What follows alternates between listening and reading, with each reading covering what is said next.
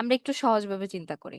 হ্যাঁ, এটা হচ্ছে আমাদের most important thing, test, debugging এবং রিটেস্ট। কারণ এই পোর্শনের সাথে আমরা টেস্ট করব, আমাদের আবার একটা টার্ম শুধু একটু চিন্তা করেন, টেস্ট, তারপরের পোর্শনটা ডিবাগিং, তারপরের পোর্শনটা কিন্তু রিটেস্ট। মানে টেস্ট করার পরে কোনো বাগ পাচ্ছি কিনা পেলে সেটাকে ডিবাগ করা হবে এবং তারপরে তাকে রিটেস্ট করা হবে আবার। ঠিক আছে, এইটুক ফেস হচ্ছে, এখন বোঝেন। এখন আমরা একটু চিন্তা করি যে টেস্টিং হচ্ছে আমরা অ্যাকচুয়ালের সাথে এক্সপেক্টেড রেজাল্টের সাথে ম্যাচ করি। ব্যাপারটা কিন্তু এটাই, যদি আমি একটু টেকনিক্যালি আসি। আর যদি আপনার ম্যাচ হয়ে যায়, ইন দ্যাট কেস কি আপনার ওই টেস্ট রেজাল্টটা হচ্ছে কি পাস। আর যদি না হয় তাহলে আমার ফেল। ফেল মানে কি, আমার হচ্ছে কি ডিফেক্ট আছে। হুম, আমার ওই বাগ ডিফেক্ট, এখন এই টার্মগুলো আসবে। ফেল মানে আমার ডিফেক্ট আছে।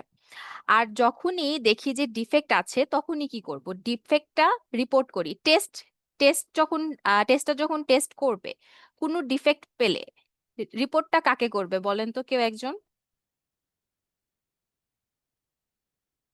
ডিবাগিং এটা তো টেস্টারই করবে, কারণ উনি তো ডিবাগিং না, ডিবাগিং এ মিস আসেন কোনো না।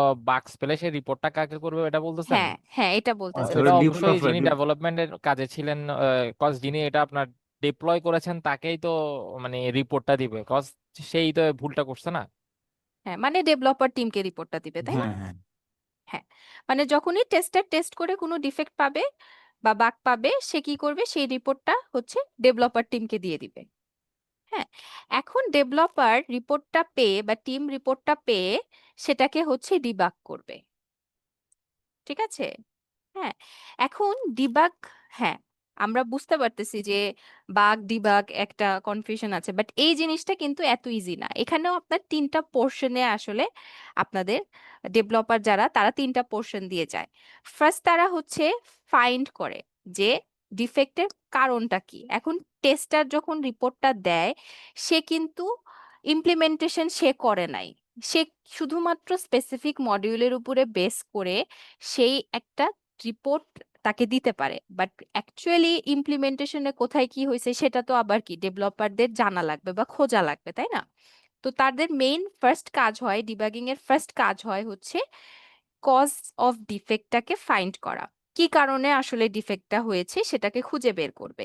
কোনো লাইনসে প্রবলেম আছে কিনা, বা যে অ্যালগোরিদমে তারা কাজটা করছে সেখানে কোনো প্রবলেম আছে কিনা। হ্যাঁ, মোট কথা সবকিছু তারা ফাইন্ড করবে এবং সেই ডিফেক্টটাকে লোকেট করবে। ঠিক আছে। এখন ধরে নেন যে সে কি করছে, বাগটা বা ডিফেক্টটাকে কি করছে, খুঁজে পাইছে। খুঁজে পাওয়ার পরে, আচ্ছা, এখানে আমি বারবার যে বাগ আর ডিফেক্ট বলতেছি, এখানে ডেভেলপারের যে সমস্যা থাকে সেটাকে হচ্ছে ডিফেক্ট বলে। বা এখানে ধরে নেন এটা বাগ না, এটা হচ্ছে ডিফেক্ট, কারণ টেস্টার বাগ ফাইন্ড করে। ঠিক আছে। তো ডিফেক্টটাকে হচ্ছে ডেভেলপার ফাইন্ড করবে এবং লোকেট করবে। এখন হচ্ছে এই যে ডিফেক্টটাকে ধরেন খুঁজে পাইলো, হ্যাঁ খুঁজে পাইলো যে হ্যাঁ এই জায়গাটাতে হচ্ছে এই ডিফেক্টটা আছে, ঠিক আছে, তাহলে আমাকে এখন এই ডিফেক্টটা ডেভেলপার কি করবে, সে এখন হচ্ছে অ্যানালাইজ করবে। হ্যাঁ, ডিফেক্টটা হচ্ছে কিছু ফেজের মধ্যে দিয়ে যায়, ওগুলা আমাদের জানার প্রয়োজন নেই, ওগুলা ডেভেলপারের কাজ। এখন হচ্ছে তারপরে সে কি করবে, তার স্টেপগুলো জাস্ট আমাদের জানা লাগবে। ডিফেক্ট পাইলো, অ্যানালাইসিস করলো, এখন হচ্ছে সেই ডিফেক্টটাকে সে ফিক্স করবে। হ্যাঁ, অ্যানালাইজ করে যখন সেটা পাবে, সেটা হচ্ছে রাইট ওয়েতে কিভাবে ফিক্স করা যায় তার উপর বেস করে সে হচ্ছে ফিক্স করে ফেলবে। ঠিক আছে, গেল। ডিবাগ করে দেওয়ার পর এই যে সে ফিক্স করে দিল, এটাকেই বলে হচ্ছে ডিবাগ। এখন ডিবাগিং বুঝছি আমরা। জি আপু। মানে হ্যাঁ, আমি একজন টেস্টার, ধরেন যে আহ হীরা স্যার একজন ডেভেলপার, ধরে নিলাম যে আমি একজন টেস্টার, আমি হীরা স্যার আমাকে একটা সফটওয়্যার ডেভেলপ করে দিছে টিম থেকে। আমি দিলাম যে এখানে ডিফেক্ট পাওয়া গেল। আমি তো বাগই পাইছি, আমি টেস্টার, আমি বাগ পাবো। বাট ডেভেলপারের কাছে এটা ডিফেক্ট। তো সে কি করবে, তাকে আমি যে রিপোর্টটা দিছি ওখানে সব কিছু আমি হীরা স্যারকে বলে দিছি যে এই রিপোর্ট এগুলো আছে, আপনি একটু দেখেন তো, ফাইন্ড করেন তো। তখন সে কি করবে, ওই পোর্শনটা ডিফেক্টটা খোঁজা শুরু করবে এবং সে খুঁজবে। খোঁজার পরে ও আচ্ছা এই জায়গাটাতে প্রবলেম হয়ে গেছে। ডিফারেন্ট কাইন্ড অফ প্রবলেম হইতে পারে, কোডে কোনো ইস্যু থাকতে পারে বা অ্যালগোরিদমে ইস্যু থাকতে পারে, অনেক কিছু প্রবলেম থাকতে পারে। হ্যাঁ, তখন সে আবার কি করবে, হীরা স্যার তাহলে আমাকে ওই টোটাল যে প্রবলেমটা যেখানে ছিল ডিফেক্টটা সে জায়গাটা আবার সে ফিক্স করে দিবে। এখন ধরেন যে কোনো একটা কোডের লাইনে যদি সমস্যা হয় তাহলে ওই কোডটাকে আবার একটু এদিক ওদিক করে সেই স্পেসিফিক পোর্শনটাকে ঠিকঠাক করে সে আমাকে হচ্ছে আবার আমার কাছে দিয়ে দিবে টেস্টার টিমের কাছে। মানে সে যে ফিক্স করে দিল ডিফেক্টটা, এটাই হচ্ছে ডিবাগ। তাহলে ডিবাগ নিয়ে আমাদের আর কোনো কনফিউশন আছে থাকলে বলেন। না না আপনি কন্টিনিউ করেন। আচ্ছা ঠিক আছে, এখন ডিবাগ করে দেওয়ার পর আবার কিন্তু টেস্টারের কাছে আসবে। ঠিক আছে, টেস্টারদের কাছে আবার যখন পাঠানো হয় যে হ্যাঁ ডেভেলপমেন্ট টিম থেকে এটা এনশিওর করা যায় যে নাও ইট ইজ ফিক্সড, দেন টেস্টাররা এটাকে কি করে, রিটেস্ট করে। হুম, এখন বলতে পারেন যে রিটেস্ট করলাম না, নাই করতে পারেন, অনেক জায়গায় করেন না তো কি হয়েছে, আমরাও অনেক প্রজেক্টের ক্ষেত্রে করি না তো কি হয়েছে। বাট এটা প্রফেশনালি যদি চিন্তা করি এটা করা লাগে। কারণ কি, এটারও কিছু স্পেসিফিক রিজন আছে, একটা একটা করে আসতেছি।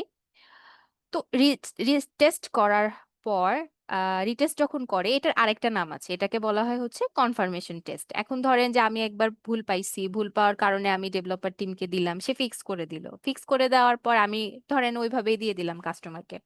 এখন এমনও তো হইতে পারে যে ওইটা সলভ করার কারণে হয়তোবা অন্য কোনো জায়গায় অন্য কোনো মডিউলে তো ইস্যু হইতে পারে, তাই না? এরকম কিন্তু ইস্যু হইতে পারে, যেটাকে আমরা বলি হচ্ছে ইফেক্ট কারেসপন্ডিং ডিফেক্ট। ওইটা আমিও আসতেছি একটু পর। তো এরকম অনেক ইস্যু হইতে পারে, ওই অবস্থায় যদি আমরা দিয়ে দিই এবং সে যদি আহ, সেটা যখন এনভায়রনমেন্টে যখন ডেপ্লয়মেন্ট হয়, যখন ইউজ করা হচ্ছে, তখন কিন্তু ওইটার কারণে আমার সিস্টেমটা ফেলও হয়ে যেতে পারে, এরকম একটা ইস্যু যদি থেকে থাকে। তো এই জন্য হচ্ছে প্রফেশনালিজম মেনটেন করার জন্য উচিত কি, ফিক্স করে দেওয়ার পরে সেটাকে আবার রিটেস্ট করা, বা যেটাকে আমরা বলি হচ্ছে কনফার্মেশন টেস্ট। সো আমি যে টেস্ট কেস দিয়ে টেস্টটা করে ডিফেক্টটা পেয়েছিলাম সেই টেস্ট কেস ইউজ করেই আমাকে দেখতে হবে যে টেস্টটা ফিক্স হয়েছে কিনা। এখন আপনার মনে হলো যে না, আমি ফার্স্টে করছিলাম একটা টেস্ট কেস দিয়ে, পরবর্তীতে আমি এটা আমি আর ইউজ করবো না, দেখি অন্য একটা টেস্ট কেস ক্রিয়েট করে আমি রিটেস্টটা করি বা কনফার্মেশন টেস্টটা করি, সেটা কিন্তু হবে না। হুম, আপনি যেটা দিয়ে আপনি ডিফেক্ট পাইছিলেন ফিক্স করার পরে আপনাকে আবার সেই টেস্ট কেসটা দিয়েই আপনাকে রিটেস্ট বা কনফার্মেশন টেস্টটা করতে হবে। ঠিক আছে, তো এই হচ্ছে টেস্ট, ডিবাগিং এবং রিটেস্ট। তাহলে এইটুকু পোর্শন বুঝছি, কারো কোনো